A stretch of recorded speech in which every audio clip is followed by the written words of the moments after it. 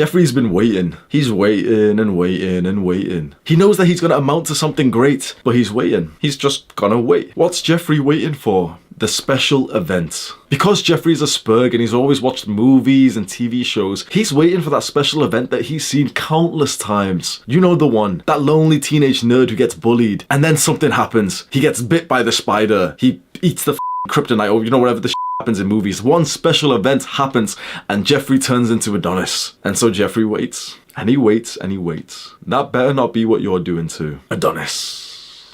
Adonis does not wait for the special event to happen. He makes it happen himself. He understands that miracles can happen, but you have to put yourself in the right position. Adonis makes himself lucky. He doesn't wait to be lucky. Whilst modern men sit at home consuming content and watching self-improvement YouTube videos, Adonis goes out into the real world and he takes action. Because of that, Adonis is way more likely to experience one of these events. Probably like you, I grew up watching like the most popular movies that were coming out, and Spiderman really is in my mind because it's the classic social conditioning type of movie that you don't even realize how negatively it's affected you. You don't realize that they make those superhero characters at the beginning of the movie, they make them relatable to who? To the mass of fatherless, hopeless, but ambitious young men around the world. They create characters that you can relate to so that your eyes stay stuck on the screen and you see this lonely nerd who, you know, really wants the girl but he can't get her. Every little detail, every insecurity they show in this guy, they've done research so that you can relate to him. And then they show the guy's problems getting solved straight away because he gets bit by a spider,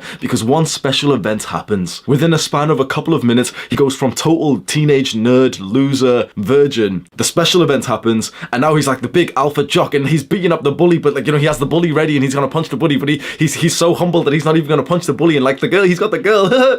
He's so confident. He's about to drop all of his food, but now he picks it all up. He saves himself from embarrassment and humiliation. They know what young men want. That's why these movies are so addictive, and that's why I personally refuse to watch like that. I haven't watched a movie in around 2 years. I haven't watched a TV show or I've been on Netflix for about 2 years. I refuse to be influenced, to be made weaker by content like that. When you really sit around and think of what's happening to your brain as you watch like that, and also think about how malicious those producers really are when they've made a movie that you can relate to, and then they show the character going through the transformation that you want, but they show it, you know, it's a montage and it's so hype, and a few minutes later he's so good. That's why so many young men are addicted to watching superhero movies. And but Hamza, the new Batman, shut the up. Oh, but the new super, shut the up. But the Avengers, shut the up.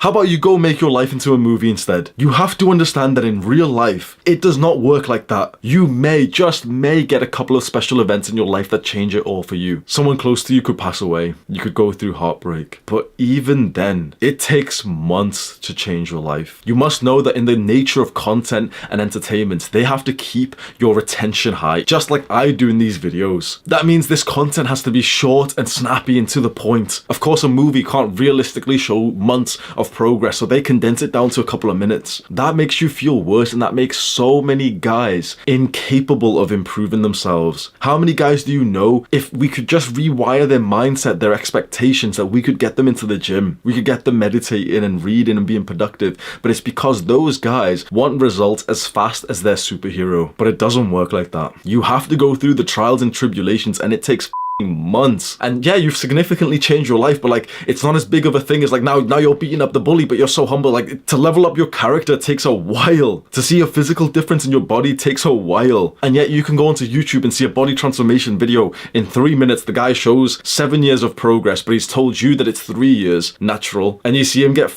huge.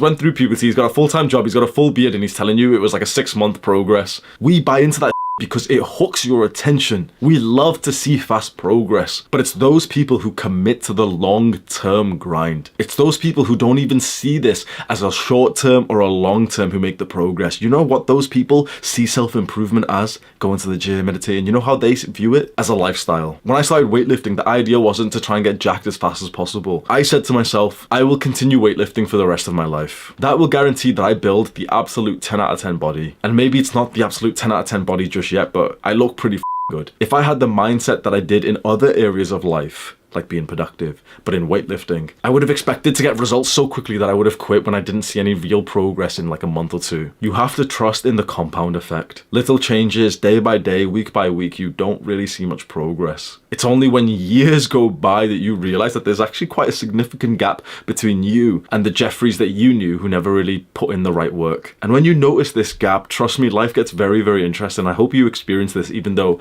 it's a little bit insulting to, like, you know, your previous Jeffrey friends. Because when you notice this gap between you who's been doing the good habits and your friends who have been doing the bad habits, it's already too late. The snowball effect is already taken over, and you're going to see it get bigger and bigger and bigger exponentially. You don't see the results for a while, but trust me, when you see the results, it's huge, and it gets bigger and bigger every couple of months after that. It's incomparable that you used to be so alike to the people that you spent time with a few years ago. In your early 20s, you can be doing all the right work, whilst your friend can be going out to the club and drinking and staying up late, and he could just naturally have like a good body and he'll piss you off. He could naturally just be, you know, confident, and he ends up getting a good job, and it can piss you off because you're doing the right things. But the YouTuber First Man said that it's your late 20s that truly you see this exponential gap between males. Because that same guy who's been going out to the club because he's waiting for the special event that's going to change his life, he's not trusting in those small incremental improvements. It catches up to him. He starts gaining weight when he wasn't previously. His desk job that he was so proud of and that you were envious of, well, now he's sat down for 8 to 10 hours a day. But you know, he has a really fancy car that you were jealous of.